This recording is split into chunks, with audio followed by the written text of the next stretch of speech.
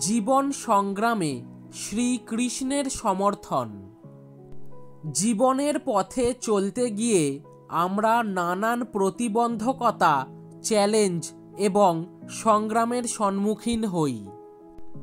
এই সংগ্রামগুলির মধ্যে আত্মিক, মানসিক, শারীরিক এবং পার্থিক নানা সমস্যা থাকতে পারে। আমরা যখন আমাদের সীমাবদ্ধতা এবং দুর্বলতার সঙ্গে লড়াই করি, তখন প্রাচীন ভারতীয় শাস্ত্র ও দর্শনে বিভিন্ন ঈশ্বরীয় উপদেশ, মন্ত্র ও শক্তি আমাদের প্রেরণা যোগায়। শ্রীকৃষ্ণ, যিনি ভগবত গীতার কেন্দ্রীয় চরিত্র, তার শিক্ষা ও সমর্থন এই জীবনের কঠিন সময়ে এক বিশেষ ভূমিকা পালন করতে পারে। শ্রীকৃষ্ণকে শুধুমাত্র এক ঐশ্বরিক চরিত্র হিসেবে নয়, এক মহাজীবন দর্শনের পথিক হিসেবেও দেখা যেতে পারে। শ্রীকৃষ্ণের জীবনের গুরুত্ব। শ্রীকৃষ্ণ শুধু ভগবান নন, তিনি একজন আদর্শ মানব চরিত্রের প্রতীক। তাঁর জীবন কাহিনী শ্রীমদ্ভগবত পুরাণ এবং মহাভারতে উল্লেখিত। আমাদের শেখায় কিভাবে একজন মানুষ সংগ্রামমুখী পৃথিবীতে নিজের নৈতিকতা এবং আদর্শ ধরে রাখতে পারে। শ্রীকৃষ্ণ যেমন রাজারূপে দায়িত্ব পালন করেছেন, ঠিক তেমনি সাধারণ গোপালক হিসেবে তিনি জীবনের নানা দিক দেখেছেন।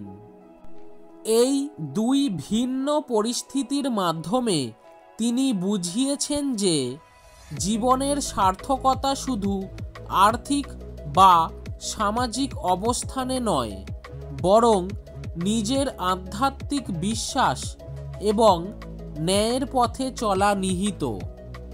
ভগবত গীতা এবং জীবন সংগ্রামে শ্রীকৃষ্ণের উপদেশ।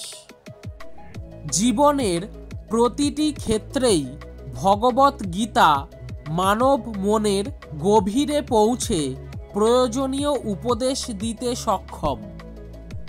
ভগবত গীতায় শ্রীকৃষ্ণ যে সমস্ত শিক্ষা দিয়েছেন, সেগুলো শুধু ধর্মীয় নয়, মানবিক এবং মনস্তাত্ত্বিক উপদেশও।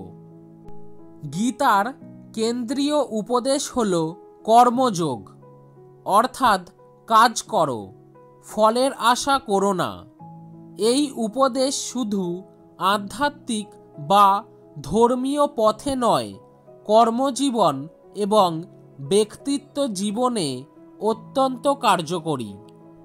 শ্রীকৃষ্ণ বলেছেন, তোমার অধিকার শুধু কাজে, কিন্তু কাজের ফলের অধিকার তোমার নেই। কাজের ফল নিয়ে চিন্তা না করে নিজের কর্তব্য পালন করো। এই বাণী আমাদের শেখায়, জীবন সংগ্রামে আমরা যদি প্রতিনিয়ত ফলের আশায়, হতাশায় ডুবে যাই, তাহলে জীবনের প্রকৃত অর্থ হারিয়ে ফেলা। শ্রীকৃষ্ণ আমাদের ধৈর্য ও স্থৈর্যের সঙ্গে কাজ করার পরামর্শ দিয়েছেন। ধর্ম ও ন্যায়ের পথে থাকা।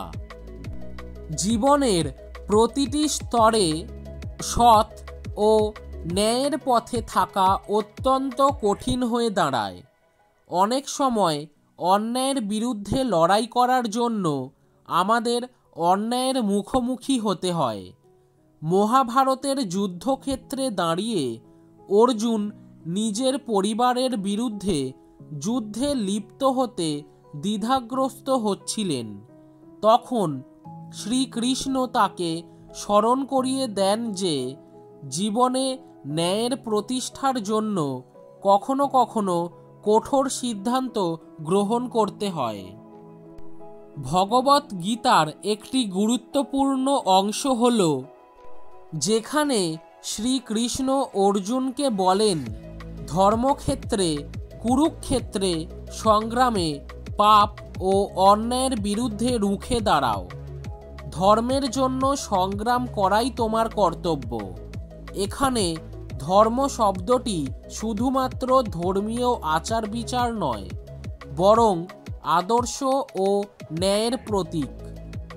শ্রীকৃষ্ণের এই উপদেশের মর্মার্থ হল আমাদের দৈনন্দিন জীবনের সংগ্রামের সত্য ও ন্যায়ের পথে দৃঢ় থাকতে হবে, এমনকি যদিও তা কঠিন ও যন্ত্রণাদায়ক হয়। মায়া ও মোহ থেকে মুক্তি। মানুষের জীবনে সংগ্রাম শুরু হয় যখন সে মায়া ও মোহের বন্ধনে আটকে পড়ে। পার্থিব ভোগ লালসা, মান অভিমান, ক্রোধ, লোভ ও মনের নানা দুর্বলতা মানুষের সত্যিকারের শান্তি ও প্রগতি রোধ করে। শ্রীকৃষ্ণ গীতায় বলেন, মায়া মানুষের জীবনে বড় এক প্রতিবন্ধ। মানুষ মায়ামোহের শৃঙ্খলে বন্দী থাকলে সত্যিকারের মুক্তি লাভ করতে পারে না। শ্রীকৃষ্ণ আমাদের উপদেশ দেন, সকল পাপ, ভ্রান্তি এবং মোহ থেকে মুক্তি পাওয়ার একমাত্র উপায় হল তাঁর শরণাপন্ন হওয়া। তাঁর শরণাগত হয়ে মানুষ মুক্তি লাভ করতে পারে এবং জীবনে সত্যিকারের সাফল্য ও শান্তি অর্জন করতে পারে। নীরবভাবে প্রতিকূলতাকে মেনে নেওয়ার শিক্ষা। জীবনের সংগ্রামে আমরা মাঝে মাঝে বিপর্যস্ত হয়ে পড়ি। আমাদের আশেপাশের মানুষ, পরিস্থিতি বা পারিপার্শ্বিকতাকে আমরা নিয়ন্ত্রণ করতে পারি না। শ্রীকৃষ্ণ আমাদের শেখান যে কিভাবে এসব পরিস্থিতির মুখোমুখি হতে হবে। ভগবদ্গীতায় তিনি বলেন, পরিশ্রম অবশ্যম্ভাবী, সুখ দুঃখ চিরকালীন নয়। আমাদের উচিত ধৈর্য এবং সংগ্রামের সাথে জীবনের প্রতিটি মুহূর্তকে মেনে নেওয়া। শ্রীকৃষ্ণ বলেন, অনুভূতিগুলি চিরস্থায়ী নয়। সুখ এবং দুঃখ সময়ের সঙ্গে আসে এবং চলে যায়।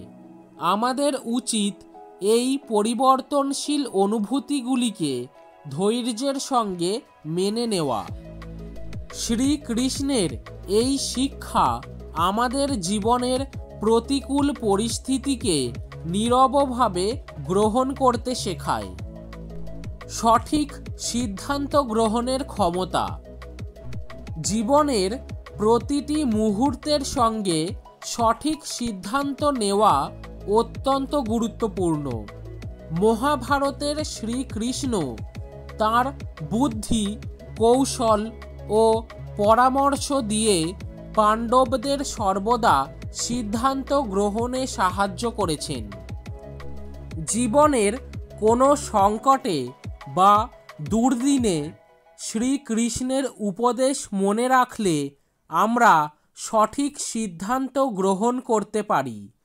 তিনি শেখান, আবেগের বশবর্তী হয়ে কখনো কোনো সিদ্ধান্ত নেওয়া উচিত নয়।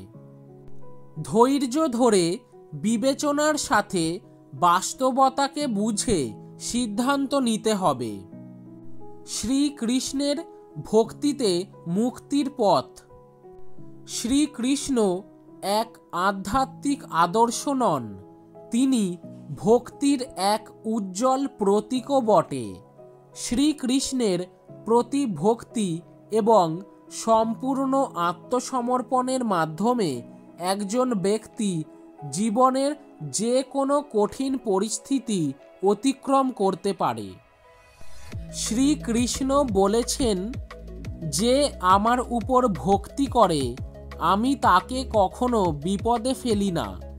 এই ভক্তি শুধু আধ্যাত্মিক সম্পর্ক নয়, বরং এক ধরনের আস্থা ও বিশ্বাস, যা জীবনের প্রতিটি সংগ্রামে আমাদের শক্তি ও সাহস যোগায়। উপসংহার: জীবনের প্রতিটি সংগ্রামে শ্রীকৃষ্ণের সমর্থন আমাদের জন্য এক অবিনশ্বর শক্তির উৎস। তিনি যেমন আমাদের কর্মযোগের মাধ্যমে কর্মঠ হতে শেখান, তেমনি ভক্তি ও বিশ্বাসের মাধ্যমে আধ্যাত্মিক শক্তি প্রদান করেন। শ্রীকৃষ্ণের শিক্ষাগুলো আমাদের মনে করিয়ে দেয় যে জীবনের প্রতিটি মুহূর্তে আমাদের কর্তব্য পালন করে যেতে হবে, সত্য ও ন্যায়ের পথে থাকতে হবে এবং ধৈর্য ও সংগ্রামের সঙ্গে প্রতিটি চ্যালেঞ্জের মুখোমুখি হতে হবে। তাঁর আদর্শ অনুসরণ করে আমরা জীবনের যে কোনো সংগ্রামে সফল হতে পারি এবং এক সুন্দর, ন্যায়পরায়ণ এবং সার্থক জীবনের পথে অগ্রসর হতে পারি। আজ এখানেই শেষ করলাম। যদি ভিডিওটি ভালো লেগে থাকে তাহলে অবশ্যই শেয়ার করবেন এবং আপনি যদি বজরংবলীর ভক্ত হয়ে থাকেন তাহলে এরকমই অজানা তথ্য পেতে চ্যানেলটিকে সাবস্ক্রাইব করে একটি লাইক করে দেবেন।